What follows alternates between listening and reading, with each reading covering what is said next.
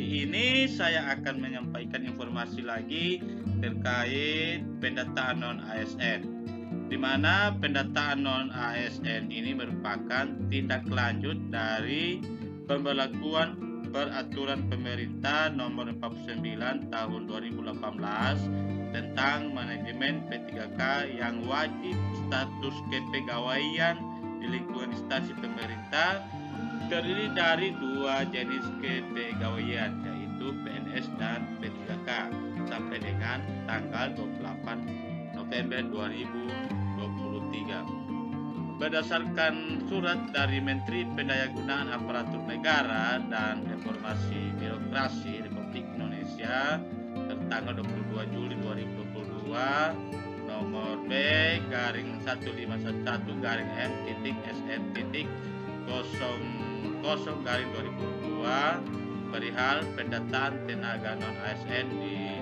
lingkungan instansi pemerintah. Yang perlu saya jelaskan adalah tentang pendataan ini dilakukan oleh admin atau operator di instansi yang telah ditunjuk. Jangan sampai keliru Bapak Ibu bahwa pendataan non-ASN dilakukan instansi lebih dulu baru honorer ya. Dalam pendataan ini perlu saya sampaikan juga bahwa pendataan ini dilakukan oleh admin atau operator, di mana operator atau admin dalam pendataan non-ASN 2022 ini memiliki tugas penting selama proses pendataan honorer. Kenapa? Admin harus mengupload data honorer ke dalam sistem pendataan non-ASN paling lambat 30 September 2022. Karena tugas dan tanggung jawabnya cukup berat, maka admin harus mendapatkan SK penunjukan dari instansi, di mana tugas admin atau operator ini terdiri dari 6. Yang pertama, mengatur pemberian kewenangan dari operator dan checker atas tidak ada batas jumlah. Yang kedua, dapat melakukan import data tenaga non-ASN. Ketiga, wajib memeriksa semua data yang masuk ke dalam sistem. Keempat, melakukan prafinalisasi pendataan pada waktu yang telah ditentukan.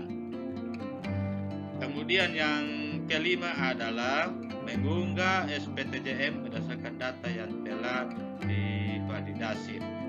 Instansi wajib mengunggah SPTJM sebagai hasil akhir pendataan tenaga non-ASN. Dalam SPTJM ada surat pernyataan tanggung jawab mutlak yang dibuat oleh pejabat pembina kepegawaian atau kepala daerah. Pemirsa dalam channelku, kemudian saya sampaikan jangan sampai keliru, karena pendataan non-ASN ini dilakukan terlebih dahulu oleh admin atau operator instansi, baru setelah itu dilakukan oleh honorer. Kemudian dalam mengunggah ini juga perlu saya sampaikan bahwa dokumen-dokumen yang sudah dikumpulkan atau diserahkan kepada instansi berupa mulai dari ijazah, spung gaji, KK, KTP, dan lain-lain itu benar-benar sudah di-upload oleh admin atau admin instansi. Kemudian yang perlu saya sampaikan bahwa dalam melakukan pemetakan tenaga non-ASN serta beberapa hal yang perlu disampaikan juga, harus diketahui juga adalah alur pendataan harus dimulai terlebih dahulu oleh instansi terkait. Alurnya adalah instansi atau admin atau operator mendaftarkan tenaga honorer yang ada di lingkungannya. Adapun tenaga non-ASN yang bisa didaftarkan adalah masih bekerja. Poin kedua, dalam proses pendaftaran tenaga non ASN, pihak instansi wajib melakukan verifikasi dan validasi tenaga honorer sehingga dapat dilengkapi oleh honorer terkait. Ketiga adalah hingga batas waktu yang ditentukan, instansi wajib melakukan finalisasi.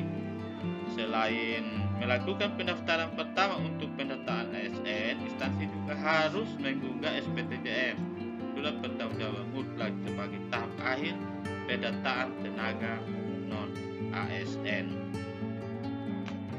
Kemudian Bapak Ibu, terkait ini ada beberapa hal juga yang perlu saya sampaikan tentang pelengkapan riwayat oleh tenaga non ASN langsung akan selesai ketika instansi mengatakan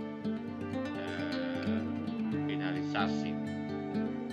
Yang perlu juga diketahui bahwa di dalam pendataan ini penting adalah jangan lupa untuk mempelajari buku pendataan non ASN tahun 2022 seperti ini harus betul-betul diketahui oleh tenaga honorer. Ini alurnya ya, alur user TKH 2 dan pegawai non ASN buat akun. Itu tadi yang kemudian hal-hal yang harus disiapkan juga setelah admin melakukan finalisasi, kemudian dilakukan oleh tenaga honorer. Pertama adalah yang perlu disiapkan adalah KTP atau surat keterangan dari dinas kependudukan dan catatan sipil. Kedua adalah kartu keluarga, ijazah, pas foto, soft foto atau selfie, surat keputusan SK jabatan atau bukti pembayaran gaji.